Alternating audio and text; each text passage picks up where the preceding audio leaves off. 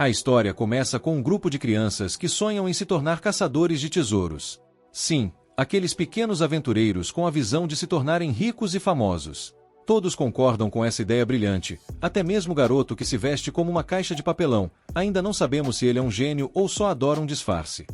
Eles prometem se tornar os melhores heróis do mundo. Os caçadores de tesouros viajam pelo mundo para explorar ruínas conhecidas como cofres de tesouro, onde podem coletar relíquias escondidas. Mas calma! Não é só um passeio no parque.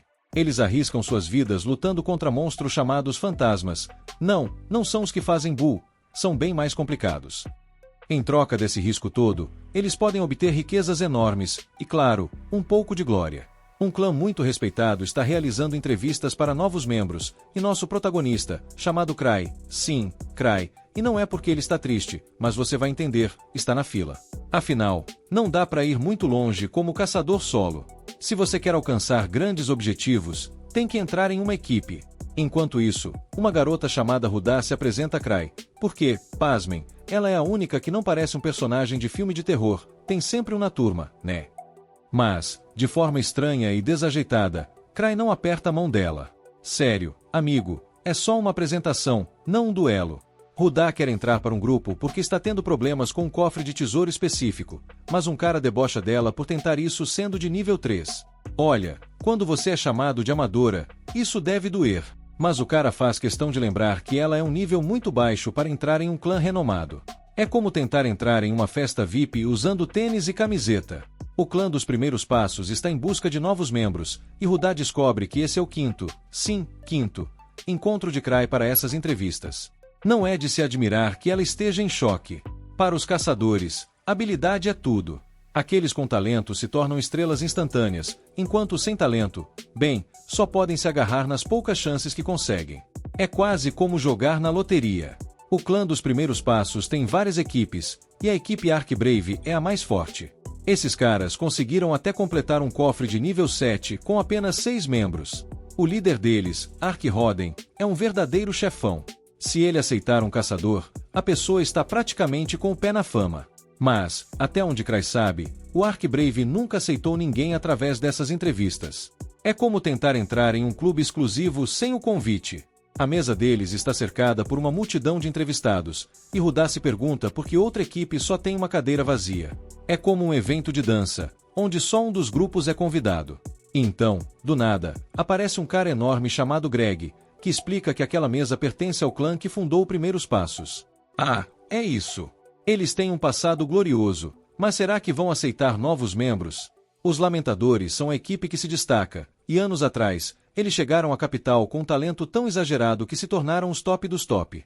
O nome completo deles é as Almas Lamentadoras. Isso mesmo, com um nome que parece saído de um filme de terror. E, surpresa das surpresas, eles são os amigos de infância de Cry. Quem diria que ele tinha um passado tão dramático? Agora, essa é a primeira vez que os Lamentadores estão aceitando novos membros, e é por isso que a galera toda está aqui, como se fosse um show de talentos. Mas espera aí, onde estão eles? A mesa está mais vazia do que um copo no fim de uma festa. Então, um garoto ruivo aparece com a energia de quem tomou 5 energéticos e grita que não tem tempo para losers. Ele quer saber onde estão os Lamentadores, como se eles fossem uma banda de rock famosa. E ele se gaba de ser nível 4, como se isso fosse a maior conquista do mundo. Alguém avisa a ele que não é só ter um título, é preciso ser bom no que faz. Tino, que está assistindo a cena, quer dar uma lição nesse garoto, mas o que ela realmente quer é mostrar que ela é mais forte que sua irmã. Infelizmente, ela se lembra que o mestre do clã pediu para não fazer cenas. Que chato. Mas é tarde demais, e a situação começa a esquentar. Todo mundo fica animado, como se estivesse prestes a ver uma luta de MMA. De repente, Tino, com a determinação de uma heroína de anime, decide que vai dar um chega pra lá no ruivo. Mas antes que ela possa se preparar, Cry decide que é hora de fazer a sua grande escapada, pensando, por que eu vim parar aqui mesmo? A tensão é tão palpável que dá pra cortar com uma espada. Tino sente que o ambiente está tão fervoroso que qualquer movimento pode causar uma explosão. E aí, como se tudo estivesse em câmera lenta, ela se vira para Cry, em uma reviravolta digna de filme de ação, chama-o de mestre. Sim, você não leu errado. O nosso querido Cry é, na verdade, o mestre do clã Fast Steps e o líder das Almas Lamentadoras. O que é isso? Plot twist. Todos ficam em choque. O que você faria se o cara que parecia um mero mortal, que até chegou atrasado, na verdade, fosse o mestre de um clã poderoso? Agora todos olham para ele como se ele fosse a última Coca-Cola do deserto. Anos atrás, antes de tudo isso, Cry e seus amigos eram tão novos que estavam mais perdidos que cego em tiroteio na capital. Eles estavam arrasando nos tesouros, mas Cry se sentia como o bobo da corte do grupo. Então, ele decidiu que o melhor era se afastar. E olha só, ele foi embora dizendo adeus como se estivesse se despindo de um relacionamento tóxico. Mas, para surpresa de todos, os amigos decidiram que ele seria o líder. Isso mesmo! Não importa que ele se achasse normal, enquanto seus amigos tinham o talento de dar inveja em qualquer super-herói. Ele passou os últimos 4 anos se perguntando se não podia apenas tirar férias e viver de boa, tomando sorvete. Então, Cry finalmente acorda para a realidade e percebe que ele está falando com ninguém menos que o mestre do clã Fast Steps, e tudo isso porque ele decidiu dar uma de sonâmbulo e acordar atrasado para o grande evento. Enquanto isso, Tino, cheia de energia, tenta desfazer a situação, mas está na mesma vibe que um gato preso em uma árvore, um pouco confusa e totalmente irritada. Ela está tão irritada que quer arrancar a cabeça do Ark, mas, convenhamos, ela está apenas seguindo o manual do Como Ser uma Aventureira Poderosa, capítulo 1. Quando Cry menciona que o Ark poderia falar com a Associação dos Exploradores, Tino quase desmaia de raiva. Sério, ela já está de saco cheio dele. E claro, lá está Cry, pensando que pode se dar bem fazendo o Ark falar por ele, como se estivesse pedindo um favor de pode me passar a manteiga. Mas, adivinha? Ele acaba de descobrir que seu disfarce mágico, que é basicamente uma máscara de festa de Halloween, foi quebrado. Ótimo, mais uma coisa para adicionar à lista de problemas. Então, como se fosse um ator coadjuvante em um filme de comédia, ele decide que não pode sair de casa sem um acompanhante. Ele vai até a Associação dos Exploradores, mais nervoso que gato em dia de mudança. E ao chegar lá, em vez de um tapete vermelho, ele é recebido com olhares que poderiam perfurar aço. Desculpa, pessoal. Ele se desculpa, se contorcendo como se estivesse tentando se espremer entre os convidados de um churrasco. O gerente da filial, Gar, está ali, e só de olhar para ele, Cry já se sente como se tivesse se metido em encrenca. Ele não consegue parar de se desculpar, como se pedisse desculpas por existir. Gar tenta acalmá-lo, mas parece que ele está mais interessado em dar uma aula de moral do que em ouvir as desculpas do Cry. Ei, não posso deixar você sair impune, jovem. Precisamos manter a ordem, mesmo que isso signifique dar uma missão tão complicada quanto montar um móvel do IKEA, diz Gar, e Cry fica pensando que isso deve ser uma piada interna. Após todo aquele drama na Associação dos Exploradores, Cry finalmente volta para casa, se sentindo como um artista que acaba de sair de um show em que o público não aplaudiu. Mas quando chega, a surpresa está no ar. Ele descobre que a equipe inteira do clã está mais ausente que seu sono naquela manhã. E lá está Tino, toda empolgada, segurando o anel como se tivesse ganhado na loteria. Olha o que eu consegui, Cry. Ninguém mais pode tocar nele. Ela grita como uma criança em uma loja de doces. Mas, adivinha? Cry tinha outros planos em mente. Ele pergunta se Tino está livre, e ela, cheia de esperanças românticas, responde que nunca esteve tão livre na vida. Mas Cry não está ali para marcar um encontro de filmes e sorvetes. Não, ele só quer que ela faça uma tarefa que poderia ser o título de um filme de terror. A missão de recuperação de cadáveres. Tino, com a expressão de quem acabou de descobrir que a festa foi cancelada, não tem como escapar e acaba correndo mais rápido do que se tivesse visto um espírito saindo do armário. Cry tenta usar sua corrente de captura como se fosse uma corda de ioiô, e com um movimento rápido, ele a puxa de volta. Não fuja, eu só quero que você faça esse trabalho. E Tino, claramente decepcionada porque só queria um sorvete, se vê em uma missão que nem mesmo o Gostos Ters toparia. Ei, você sabe que só sou nível 4, certo? Como eu vou resgatar 5 pessoas sozinha? Ela grita, parecendo uma heroína de um filme de ação que acabou de perceber que não tem como sobreviver. Tino sabe que Cry costuma enviar seus subordinados em missões perigosas como se fossem ensaios para uma peça de teatro trágica, e agora ela se vê no mesmo barco. Calma, Tino, eu concordo que você não deve ir sozinha, ele responde, quase como se fosse um amigo tentando acalmar a criança assustada. Mas, para sua surpresa, ele a emparelha com os caçadores que ele conheceu mais cedo, como se estivesse escalando um time de futebol infantil. Enquanto isso, na sala do clã, a situação estava mais animada do que uma competição de dança. Tino estava com um ar de não posso acreditar que isso está acontecendo, e de repente, eles se viram no meio de um monte de caçadores ansiosos, todos tentando se parecer com super-heróis de um desenho animado de baixa qualidade. E aí, pessoal? Olha só quem chegou. É a Tino, a caçadora que não pode nem resgatar uma planta sem ajuda. Alguém grita, e a plateia explode em risadas. Tino sente o calor do olhar de todos, como se estivesse na escola e tivesse acabado de tropeçar na própria barra da saia. Mas não se preocupe. Ninguém estava realmente prestando atenção. O que realmente importava era o fato de que Cray estava agora cercado por caçadores que olhavam como se ele fosse um ídolo pop. Eles queriam saber todos os segredos dele, como qual é o seu shampoo, e você faz exercícios. Tino tenta chamar a atenção de Cray, que estava tão imerso em sua fama repentina que parecia ter se esquecido completamente dela. E aí? Você se esqueceu de mim ou só está fazendo questão de ignorar a pessoa que vai te ajudar a recuperar os corpos dos mortos? Ela grita, mas ele só responde com um aceno distraído, como se estivesse dizendo só um minuto em uma fila de espera eterna. Enquanto Tino tenta fazer sua voz ser ouvida no mar de risadas e gritos, ela percebe que ser uma caçadora pode ser mais divertido do que ela pensava. A cada movimento, a cada palavra, era como se eles estivessem ensaiando para um grande espetáculo. Mas a realidade logo bate. A verdadeira missão estava começando, e ela estava prestes a se tornar a protagonista de um show de comédia cheio de reviravoltas. Então, lá estava Cray, com um olhar tão nervoso que parecia que tinha comido uma montanha de pimenta. Ele estava prestes a sair do esconderijo como um ninja atrapalhado, mas com um pequeno detalhe: seu disfarce, que mais parecia um manto de Halloween, havia se quebrado. Isso mesmo, o relíquio irreversível de Face que ele estava usando se despedaçou como um biscoito de tão frágil. Ava, a vice-líder do clã, o observa e diz: você realmente precisa parar de se esconder e usar esse manto de invisibilidade que parece mais uma cortina de chuveiro do que um disfarce de caçador.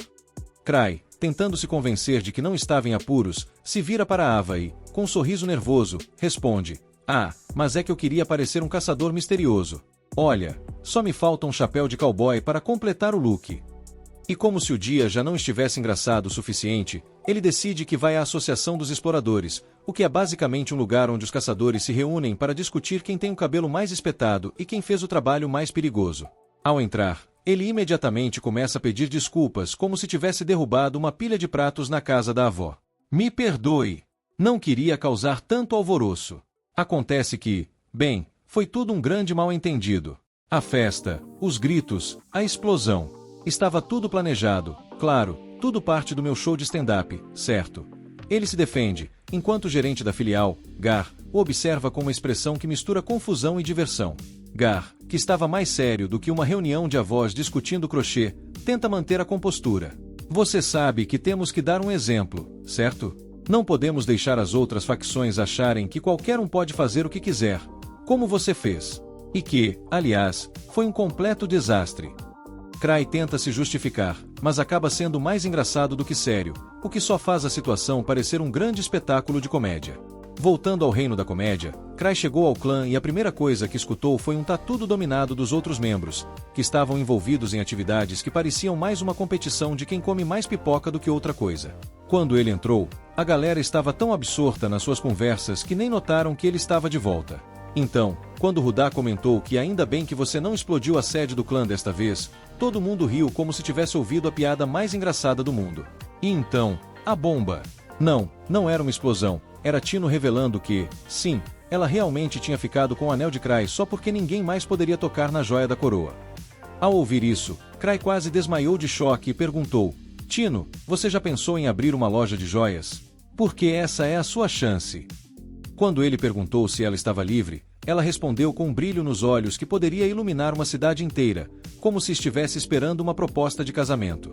Mas o que Cray realmente queria era que ela fizesse uma tarefa chata de resgate, o que foi tão decepcionante que parecia que ele tinha quebrado um balão de festa. Desesperada, Tino fugiu a toda velocidade, mas Cray, com seu manto de ninja trapalhão, a capturou com um golpe de sorte, mais ou menos como pegar uma bolinha de ping-pong no meio de uma tempestade. E claro, ela estava tão desapontada que parecia uma criança que recebeu um par de meias no Natal. Tino fez um drama digno de Oscar, dizendo que não tinha como salvar 5 pessoas sozinha, principalmente com o nível 4 dela. Ela se virou para Cray e pediu, com um olhar de cachorro abandonado: por favor, não me faça isso. Eu só queria um sorvete, não um passeio no Parque da Morte. Cray, tentando parecer um líder, concordou que ela não deveria ir sozinha, mas o que ele fez? Em vez de se oferecer para ir com ela, ele só a empurrou para um grupo de caçadores que ele mal conhecia, como quem joga um bebê-leão em uma jaula de crocodilos. E assim, a nova missão de Tino estava a caminho de se tornar uma grande aventura cheia de risadas e desastres. E assim, o nosso herói, Cry, diz adeus aos dois que conheceu mais cedo e decide voltar para casa. No dia seguinte, a notícia correu solta. Ele foi parar na primeira página dos jornais. Como assim? Ele causou uma briga tão grande que o lugar inteiro foi pelo ar. Um verdadeiro desastre.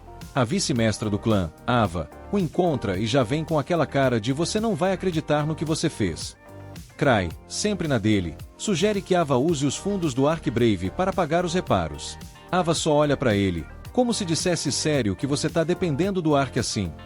Mas, para Cry, Ark é o cara mais tranquilo do mundo.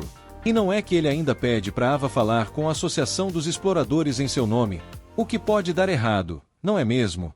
Quando a associação quer falar com Cry, ele já fica com aquela vontade de se esconder debaixo da cama.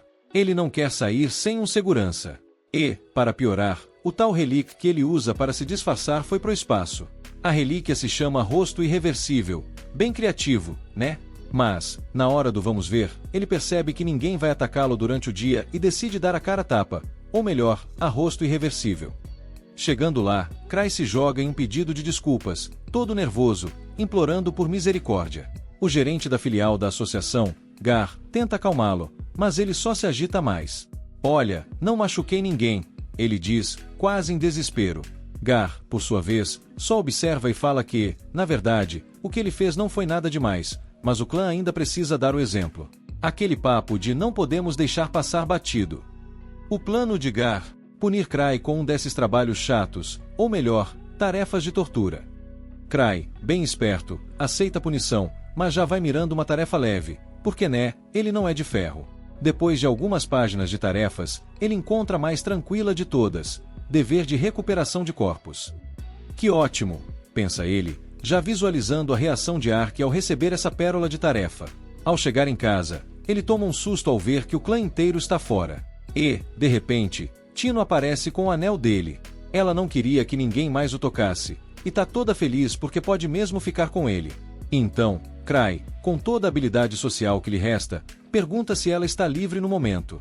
Nunca estive tão livre na vida, ela responde, já achando que vai rolar um encontro romântico. Mas, adivinha? Cry só quer que ela faça o serviço. A decepção de Tino é palpável.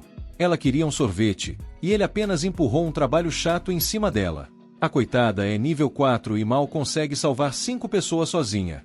Ela sabe que o Cry manda seus subordinados em missões que quase os matam só para ficarem mais fortes, mas agora ela só quer que ele não exagere na famosa formação.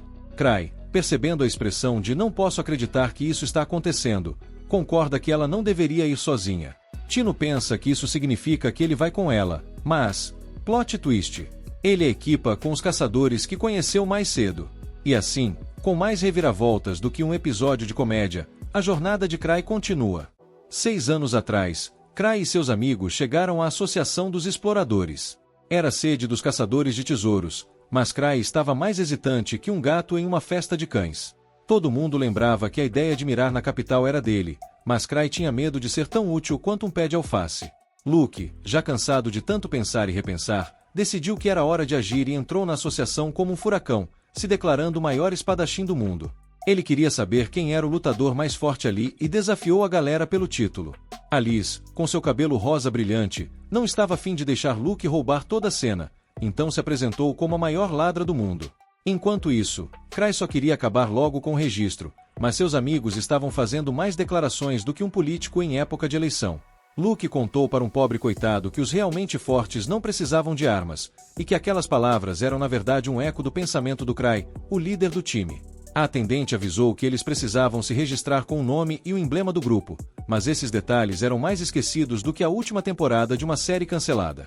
A atendente insistiu que isso era realmente importante e que eles deveriam pensar com calma, mas Cry tinha um plano diferente em mente, ele queria se vingar pelos amigos. Assim, Cry se tornou o líder do grupo e escolheu um nome que com certeza faria todos acharem que eles eram mais fracos que papel higiênico. Seus amigos ficaram em choque quando ele decidiu chamar o time de As Almas Tristes, e para completar, ele fez um emblema de caveira. Eles lembraram que a ideia era formar um grupo de heróis, mas o nome assim parecia mais um convite para um festival de emo. Cry até tentou usar essa oportunidade para se livrar do título de líder, mas os amigos acabaram gostando da escolha dele.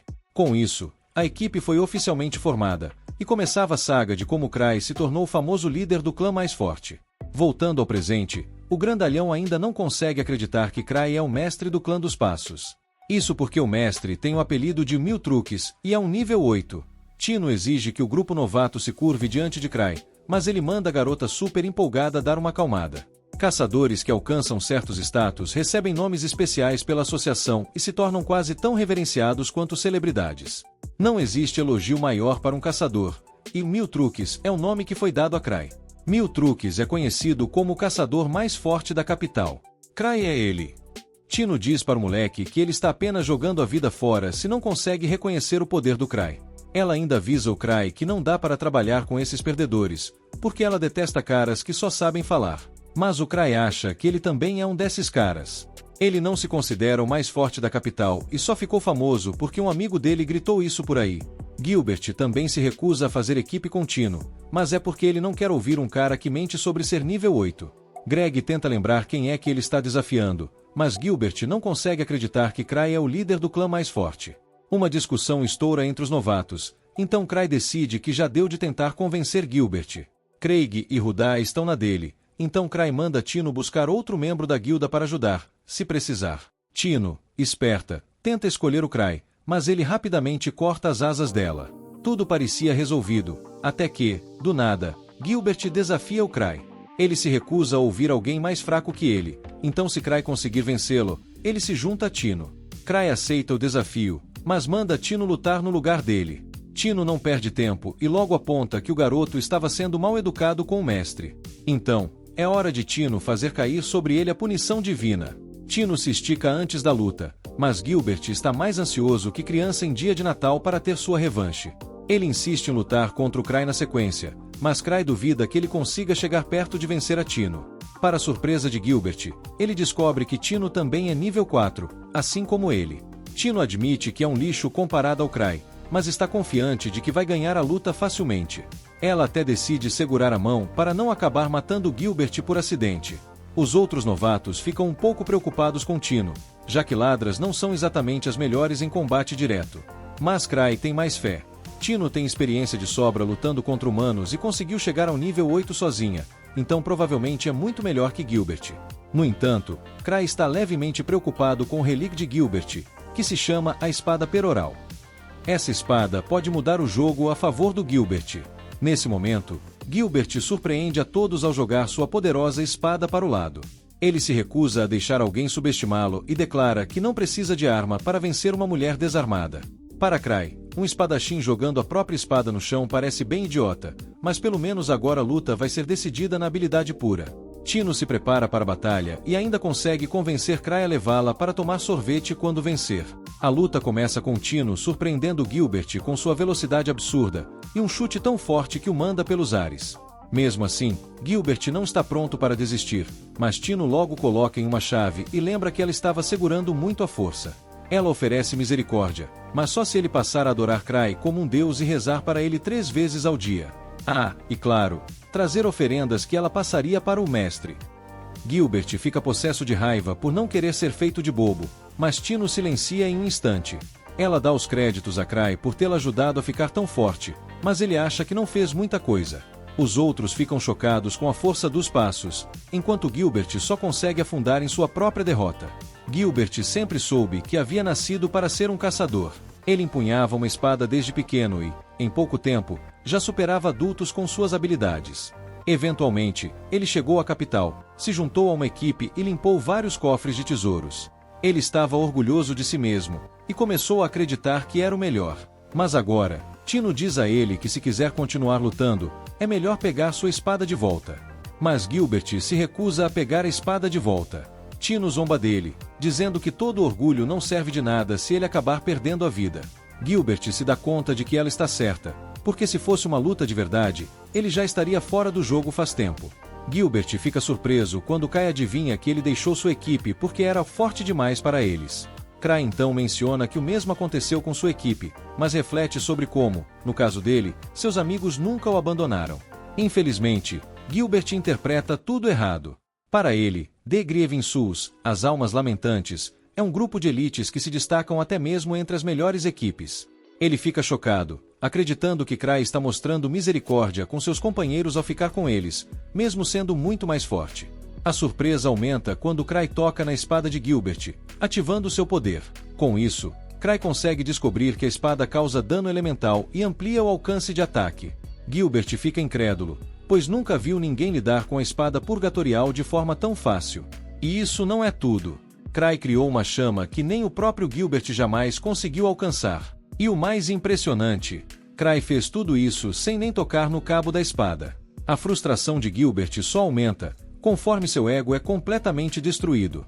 Gilbert, totalmente abalado, chama Cry de monstro. Nesse momento, aprendemos sobre o Monon, uma substância essencial que é considerada o núcleo deste mundo. Os cofres de tesouro são fenômenos onde o Monon se condensa, criando mundos alternativos dentro deles, baseados nas memórias extraídas do núcleo do mundo. Um desses cofres é a Toca do Lobo Branco, o lugar para onde Tino está indo. Esse cofre era habitado pelos lobos da Lua Prateada, mas essa criatura foi erradicada devido à caça descontrolada por causa de sua pele. No entanto, o cofre apareceu e trouxe de volta um fantasma de lobo encharcado de sangue. Cry está aliviado por não ter ido ele mesmo, mas tem certeza de que Tino e os outros vão ficar bem. Afinal, é só um cofre de nível 3, e o grupo dela tem 4 pessoas. Mais tarde, Cry agradece a Ava por contar sobre Gilbert ter deixado sua antiga equipe, o que lhe deu uma boa chance de surpreender o garoto. Ava ouviu sobre as loucuras de Cry e ele explica que a espada era um tipo de relíquia que ele consegue controlar com facilidade. Cry adora relíquias, porque a infinidade de formas e usos as torna divertidas de colecionar. Além disso, permitem que alguém como ele crie milagres. Agora, Cry se pergunta se conseguiria comprar a espada purgatorial de Gilbert. Ava detesta os gastos desenfreados de Cry. Ela acredita que ele já tem relíquias o suficiente, mas Cry discorda, dizendo que todas são completamente diferentes.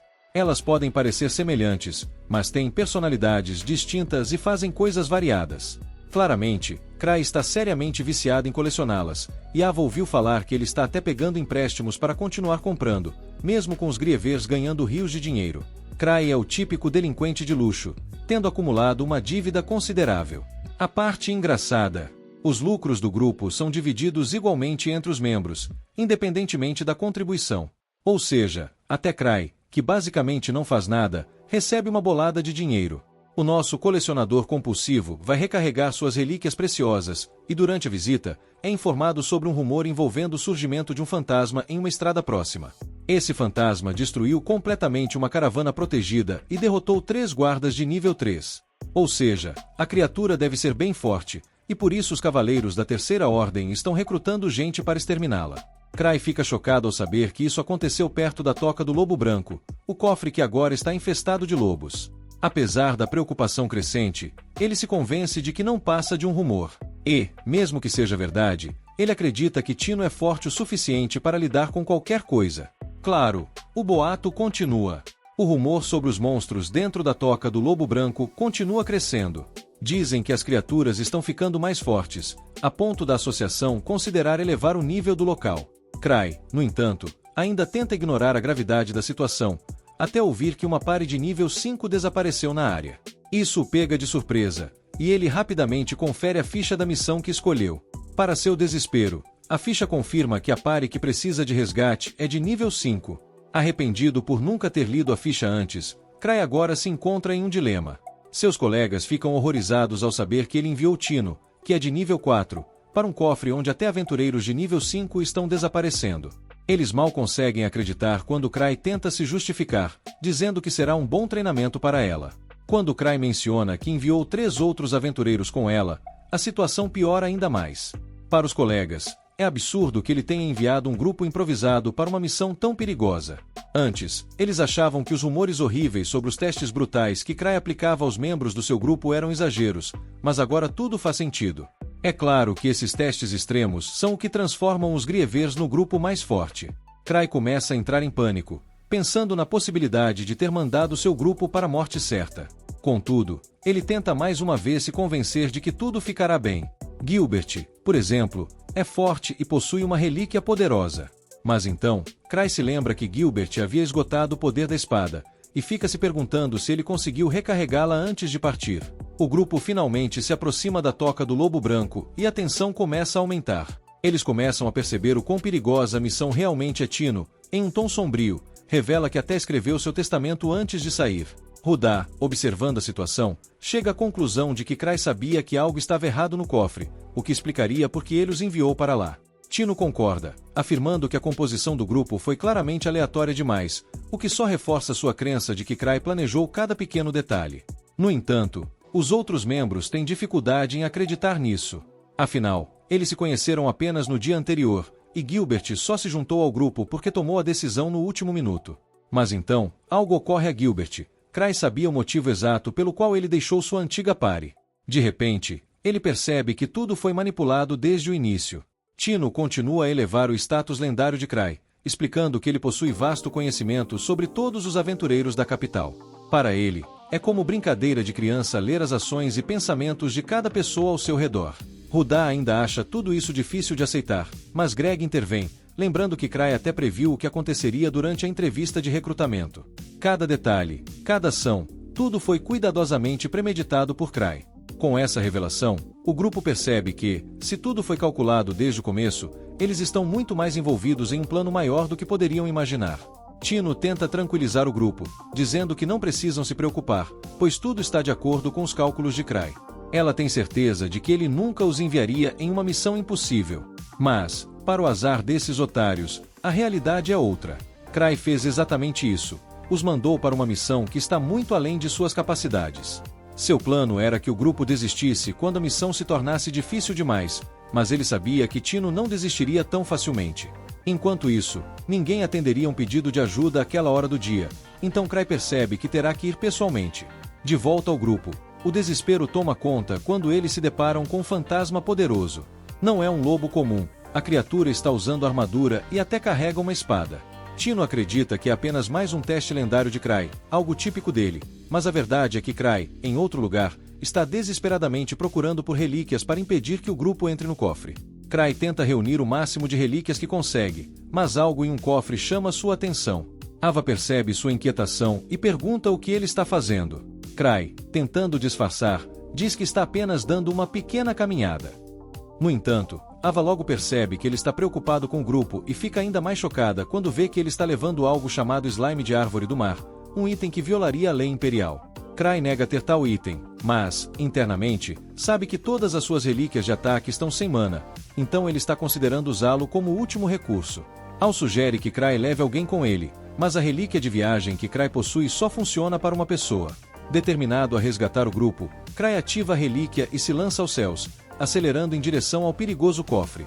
Isso preocupa Ava, pois a relíquia que Cray está usando é a mesma envolvida no aterrorizante incidente do míssil humano. Essa relíquia é chamada de Nightker, mas tem uma fama assustadora. Ela é extremamente perigosa. Não tem qualquer tipo de segurança, não possui freios e não consegue nem pairar ou ser controlada adequadamente. Basicamente, é uma relíquia defeituosa. Uma breve olhada no passado mostra que, uma semana após a criação do grupo Grieving Souls, a espada divina suprema do Ruivo, chamada de Testament Blade, foi quebrada. Ele mal podia acreditar. Os outros já tinham apontado que a espada era praticamente de madeira e não tinha a menor chance contra o Ciclope que eles acabaram de enfrentar. Aí, entra um aventureiro bêbado, que assume que eles estão mentindo e começa a tirar sarro, dizendo que fugiram da fera. Então, as garotas do Grieving Souls mostram o olho do Ciclope pro cara, e o bêbado quase se molha todo de medo. Voltando ao presente, o grupo da Tino termina de destruir um monstro-lobo. Um monstro tão poderoso não deveria nem ter aparecido ali. Eles deram sorte, porque só tinha um. O pessoal do grupo começa a se perguntar por que o Gilbert não usou as suas chamas, e ele explica que está sem mana. O Gilbert percebe que a culpa é do Cray, que gastou toda a mana, e revela que ele não consegue recarregar a mana sozinho. A galera logo sugere que eles deviam simplesmente recuar, porque as pessoas que eles supostamente vieram resgatar já devem estar mortas de qualquer jeito. Mas Tino se recusa. Ela explica que eles não estão ali para coletar corpos, e aquelas pessoas ainda estão vivas. Tino declara que as decisões do mestre são infalíveis, e que esgotar a mana da espada purgatória faz parte do plano dele. Ela deduz que o Crai só não quer que eles dependam tanto das relíquias. Eventualmente, eles chegam à caverna dos lobos brancos, e percebem que os lobos ali são bem maiores que o normal. A caverna foi criada para os lobos originais, que eram bem menores, então esses grandões ficam meio espremidos lá dentro. Isso significa que seria melhor correr e lutar lá dentro, em vez de deixar as feras terem mais espaço do lado de fora. Gilbert se prepara para entrar primeiro, mas Tino insulta várias vezes, chamando-o até de idiota.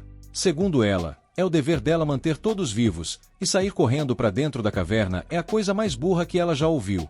O Crai, obviamente, está testando como ela se sai como líder, então ela tem que garantir que todos fiquem vivos. Tino decide que as garotas vão atrair os monstros primeiro, já que são mais ágeis.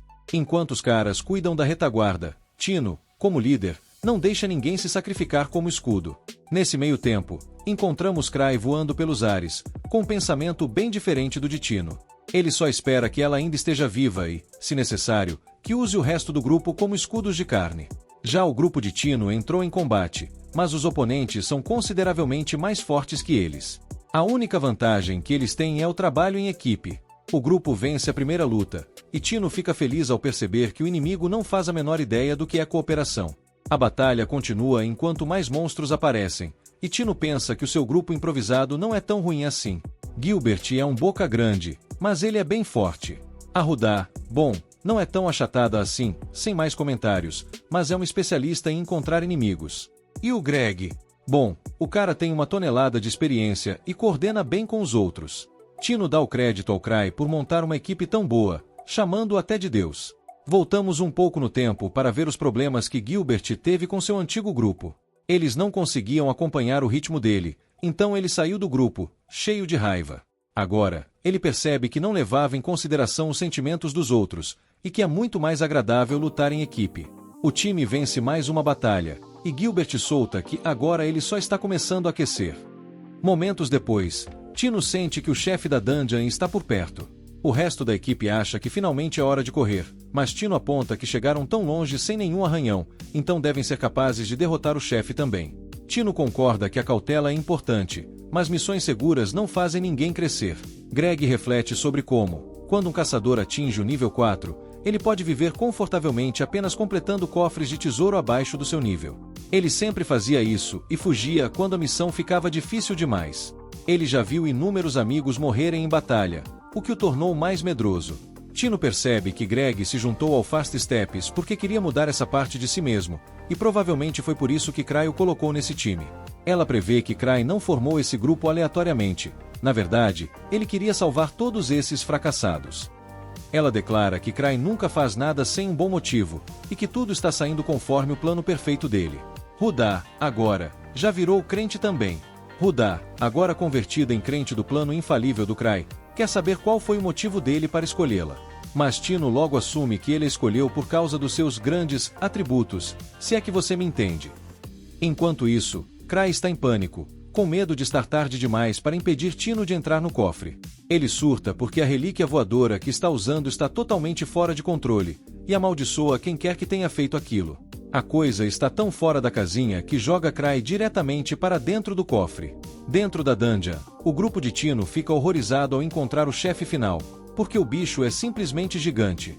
Todo mundo sai correndo para salvar a pele, e claro, o Greg, mais uma vez, pergunta se não é um bom momento para bater em retirada.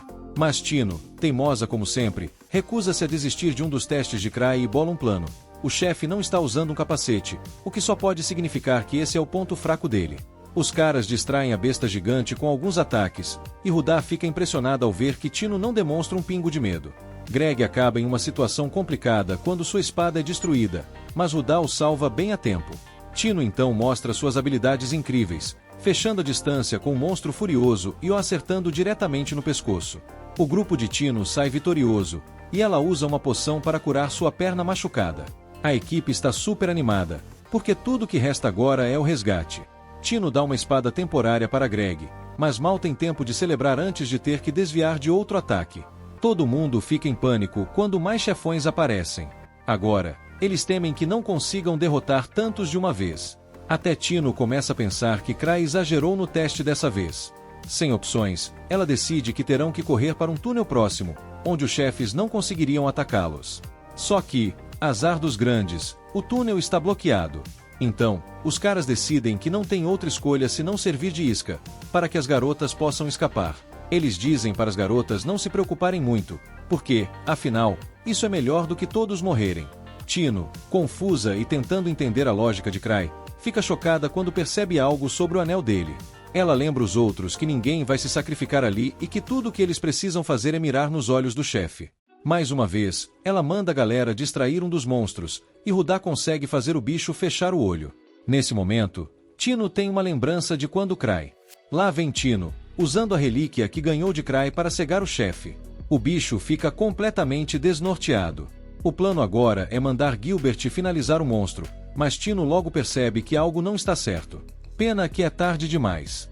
Gilbert é atingido pela fera e pede desculpas por ter falhado. Tino, como uma boa líder emocionalmente caótica, assume a culpa por não ter liderado melhor o time, e já aceita que eles estão fritos enquanto os 4 chefões se aproximam, prontos para acabar com todos. E então, do nada, Cry despenca no meio do cofre, como um herói desengonçado.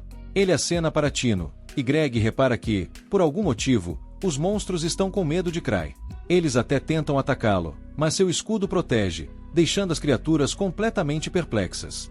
E é aí que Cry, sem perder a compostura, começa a zombar dos bichos, dizendo que ele tem 17 vidas. Só isso já seria um absurdo, mas ele ainda puxa uma de suas relíquias para desferir um ataque que ilumina a caverna inteira. Greg, que mal consegue acreditar no que está vendo, finalmente entende o que é enfrentar um nível 8. Enquanto isso, Cry, do alto da sua tranquilidade, se pergunta o que monstros tão assustadores estão fazendo ali, já que esse cofre deveria ser de nível 3. Apesar de tudo, o chefe monstro sobrevive ao ataque, mas Cry já sabia que isso ia acontecer, pois seus anéis de tiro não são tão poderosos assim. O resto do grupo entra em pânico quando os outros chefões começam a cercar Cry com espadas e armas em punho. Já Cry, bem, ele não está nem um pouco preocupado. Afinal, ele trouxe 17 anéis de segurança com ele. Quando todos os monstros se preparam para atacar ao mesmo tempo, Cry percebe que não tem outra escolha. Ele vai ter que usar sua arma secreta. Os monstros ficam apavorados quando ele tira o colar e bebe algo de um frasco misterioso. E, em um passe de mágica, Cry cria uma cortina de fumaça e grita para o pessoal sair correndo. No entanto, a equipe não está se movendo muito rápido, e Gilbert tem certeza de que eles serão pegos. Mas Rudá lembra que Tino está machucada, e por isso Cry está se movendo devagar de propósito para protegê-la, certo? Errado! Na verdade, Cry é só um corredor incrivelmente lento. Tino, é claro, pensa que ele está fazendo isso de propósito, em um gesto nobre, e começa a lembrar de quando conheceu. Ela estava sendo incomodada por alguns encrenqueiros, mas os Grievensuls apareceram para salvá-la. Desde então, Tino quis se juntar a eles, e foi aí que sua jornada começou. A admiração por Cry só cresce. Todo mundo agradece o Salvador do Dia por aparecer e ainda dá os devidos créditos a Tino por ter mantido a equipe viva por tanto tempo. Cry, sempre gentil, ou pelo menos tenta ser, elogia Tino por seu desempenho brilhante, mas percebe que as lesões dela estão causando uma dor considerável. E como ele é o herói relutante do momento, logo saca o que precisa fazer. Com seu toque mágico, Cry cura Tino, e ela declara, cheia de dramaticidade, que não sente mais nenhuma dor. Gilbert, que não perde a chance de se impressionar, fica boquiaberto ao ver Cry usando uma relíquia para curar. Mas Cry, no seu jeitão defensivo, pensa com seus botões que precisa de relíquias para tudo na vida. Porém, a festa dura pouco. Apesar de todo o esforço, Cry não conseguiu derrotar os chefões, e agora eles têm um problema ainda maior. Estão completamente perdidos dentro do cofre, sem a menor ideia de onde fica a saída. E o pior de tudo, Cry também não faz a mínima ideia do que fazer agora.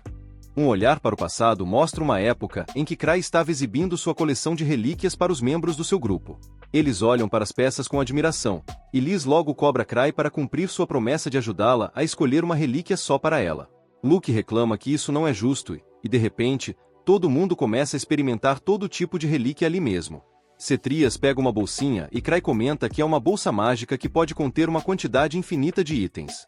Citri fica impressionado e diz que algo assim deve ter custado uma fortuna, mas Cry revela que foi bem baratinha, porque só consegue guardar chocolates. Liz, então, mostra um bracelete que pegou e pergunta para Cry sobre ele, mas antes que ele possa dizer qualquer coisa, ela começa a cambalear e cai no chão. Ela tenta se levantar, mas o bracelete a faz perder o equilíbrio de novo. Cry, sem perder tempo, explica que aquilo é um anel de labirinto, que faz quem usa perder completamente o senso de equilíbrio. Nesse momento, Luke agarra uma espada e diz que ela é super legal, mas Cry logo avisa que é uma espada amaldiçoada. Resultado? Luke fica meio fora de si. Cry, sempre prático, elogia Luke dizendo que, normalmente, essa espada faz as pessoas perderem a cabeça. Mas como Luke nunca teve muita coisa na cabeça, ele continua o mesmo. Com isso, todos descobrem que essas relíquias são basicamente lixo, mas como eles pensam que Cry é um líder super legal, Luke e Liz pegam suas relíquias achando que são ótimos itens de treinamento. Voltando ao presente, todo mundo se sente aliviado de ter Cry por perto e começam a segui-lo enquanto avançam pela caverna. Cry, por outro lado, fica se perguntando por que todos estão fazendo ele liderar o caminho, já que é a primeira vez dele ali e ele não faz ideia de para onde está indo. Ele se vira para pedir a Tino para trocar de lugar com ele, mas quando olha para trás, todo mundo também olha para trás, achando que Cry deve ter percebido algo suspeito.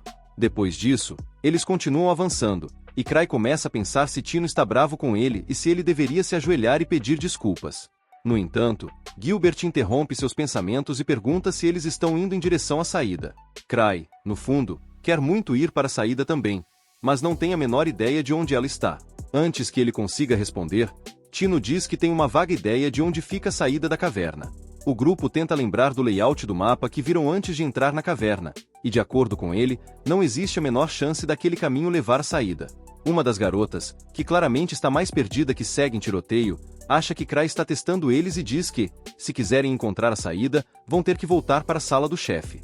Cry, com aquele jeitão pensativo, se pergunta se os lobos brancos gigantes que eles enfrentaram eram chefes e percebe que é por isso que eles eram tão fortes. O grupo continua caminhando, e Cry começa a pensar que já estava na hora de dar meia volta, mas, de repente, todos ficam chocados e se perguntam como Cry sabia onde estavam. Eles correm adiante, enquanto Cry, sem entender nada, volta atrás e vê que eles encontraram a equipe que precisavam resgatar na missão. Eles logo ajudam os feridos, e o líder do grupo se apresenta como Rudolph, agradecendo aos heróis por tê-lo salvado. Tino, orgulhosa, diz que ele deveria agradecer ao mestre Cry, porque foi ele quem previu tudo isso e os guiou até ali. Cry, como sempre modesto, diz que foi só coincidência, o que faz todo mundo comentar sobre como ele é humilde. Rudá, uma das integrantes do grupo resgatado, diz que pode reabastecer o mana com poções, mas que eles ainda precisam de algo para comer para recuperarem a saúde. Cry, sempre preparado, tira suas confiáveis barrinhas de chocolate e as oferece a todos. Ele também entrega uma barra especial para Tino e diz para ela chupar sua barra de chocolate amargo, o que a faz pensar que ele é algum tipo de ser divino. Após esse momento, mestre do chocolate, Greg comenta que nunca imaginou que um grupo de caçadores de tesouros nível 5 seria derrotado por aqueles lobos com meia máscara. Mas Rudolph revela que os Cavaleiros Lobo não foram um problema. Na verdade, eles foram derrotados por uma pequena entidade fantasmagórica com uma caveira completa no rosto. Ele chama essa criatura de Encarnação do Rancor, o que surpreende todos, menos Cry, que, como sempre, está no mundo da lua. Enquanto isso, vemos o fantasma mascarado se aproximar do bando de Cavaleiros Lobo que haviam enfrentado antes. Ele libera um poder que faz os lobos uivarem, envoltos em chamas roxas e um brilho sinistro. Rudolph continua sua história, dizendo que o fantasma deve ser a maldição da Lua de Prata, nascido do rancor dos monstros mortos no tesouro. Ele comenta que, apesar de serem habilidosos, aquele fantasma os pegou de surpresa. Mas aquele monstro estava em outro nível. O pior de tudo é que o monstro os derrotou sozinho, o que foi um baita desrespeito. Rudolph menciona que o fantasma talvez esteja no mesmo nível da lendária Mil Espadas, e isso deixa todo mundo de queixo caído. Cry explica que Mil Espadas é o título do espadachim mais forte da capital imperial, que dominou todas as formas de esgrima e, dizem, consegue derrotar qualquer inimigo usando apenas uma espada de madeira. Cry pensa que Mil Espadas é, na verdade, um de seus amigos de infância, além de ser um membro do grupo de Gavis chamado Luke. Embora o fantasma dos rancores seja realmente forte, dizer que está no mesmo nível de Luke é um exagero. Afinal, se isso fosse verdade, Luke já teria acabado com ele há tempos. Mas, para Tino, talvez essa luta seja complicada demais. Rudolph continua, dizendo que da primeira vez que encontraram o fantasma, ele basicamente brincou com eles como se fossem brinquedos. E, na próxima vez, eles certamente não vão sobreviver. Rudolph, então, pergunta a Cry qual será o próximo passo. Cry responde que, antes de enfrentar o fantasma, Precisam encontrar uma saída da caverna. Mas, como Tino é a líder dessa missão, eles devem seguir as ordens dela. Tino, sem jeito, diz que ela não é nada comparada a ele, mas Cray garante que vai ajudá-la se for necessário, enquanto pensa consigo mesmo que está morrendo de medo de liderar o caminho. Essas palavras enchem Tino de confiança, e ela diz que agora pode até correr, já que sua perna está curada. No entanto, Cray a lembra que eles têm membros feridos e precisam ser cuidadosos com eles. Na verdade, Cray só sabe que ninguém conseguiria acompanhar Tino se ela saísse correndo de verdade. Rudolph, preocupado, diz que, se encontrarem Fantasma, ele vai agir como escudo humano e implora aos outros para levarem seus amigos até a capital, caso algo aconteça com ele. Mas um dos membros do seu grupo o interrompe, dizendo que ele é quem será o escudo humano. Tino, mostrando sua determinação, declara que não pretende deixar ninguém para trás e que, enquanto seu mestre estiver com eles, tudo ficará bem. Nesse momento, eles ouvem uivos de lobos ao longe e começam a se perguntar se estão se aproximando. Cray verifica seus anéis e percebe que só tem 5 anéis de proteção restantes, o que significa que, se for atingido uma sexta vez, vai cair de verdade. Cray começa a perceber que a coisa não está indo bem. O anel de proteção dele não parece estar funcionando. O slime que ele trouxe para dar aquela ajudinha desapareceu, e para piorar, ele perdeu a espada relíquia que estava presa à sua cintura no caminho até ali. Ele se pergunta se, desta vez, está realmente ferrado. Enquanto isso, vemos uma figura mascarada caminhando pela névoa dentro da caverna, enquanto Gilbert e Greg ficam de guarda, atentos aos ataques dos lobos e do fantasma. De repente, Tino sente que algo muito forte está se aproximando. Rudolph também se prepara para atacar, mas Cray se coloca na frente de todos. Ele pensa que, se usar o Night Hacker para se lançar como um míssil, vai perder uma vida, mas pode ser o suficiente para surpreender o fantasma com um ataque inesperado. Logo o fantasma aparece no meio da névoa, com chamas roxas ardendo ao seu redor.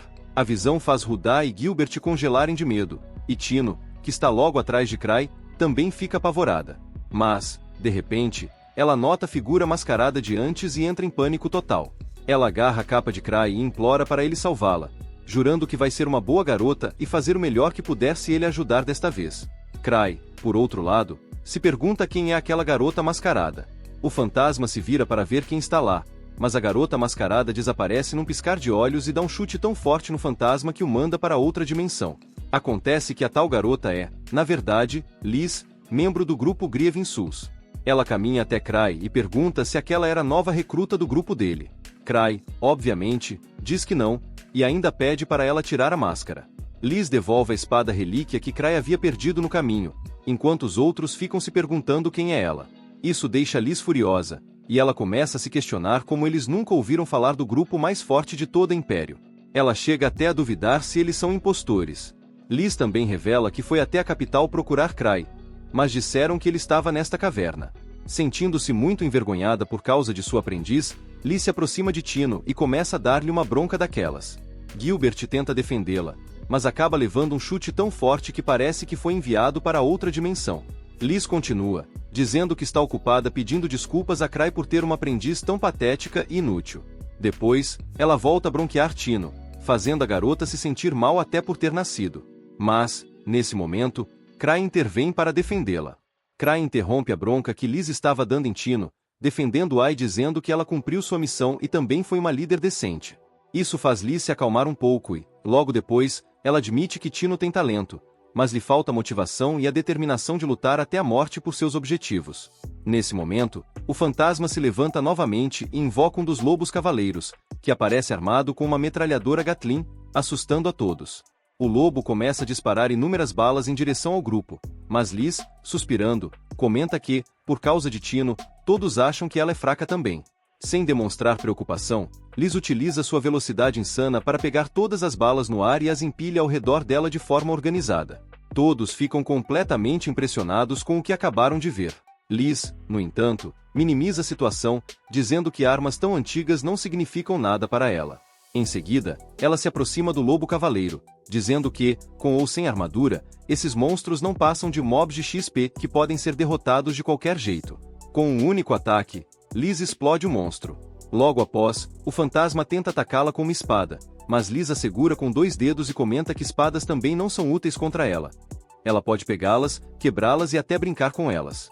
Ela então se pergunta por que Tino não consegue fazer o mesmo, enquanto chuta o fantasma para o ar e o arremessa de volta ao chão com um soco. Subindo em cima do fantasma, ela o espanca até que o monstro perde toda sua escuridão, transformando-se finalmente em um verdadeiro fantasma. Tino começa a chorar, perturbada por todos os insultos. Cry, vendo isso, começa a se sentir mal por ela. Depois de Liz terminar de descarregar sua raiva no fantasma, Cry a recebe de volta no grupo.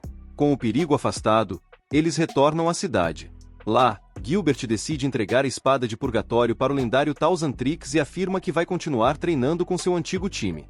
Ele declara que um dia será capaz de pegar balas como Liz, mas ninguém acredita nele. Tino comenta que, se ele realmente quer ser como Liz, deve saber que as máscaras que eles usam são especialmente feitas.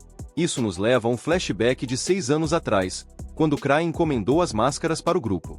No entanto, ele cometeu um erro e esqueceu de pedir ao fabricante para incluir buracos para os olhos nas máscaras. Todos acabaram aceitando as máscaras do jeito que estavam, pois pensaram que Cry tinha feito aquilo de propósito para protegê-los de ataques cegantes dos inimigos.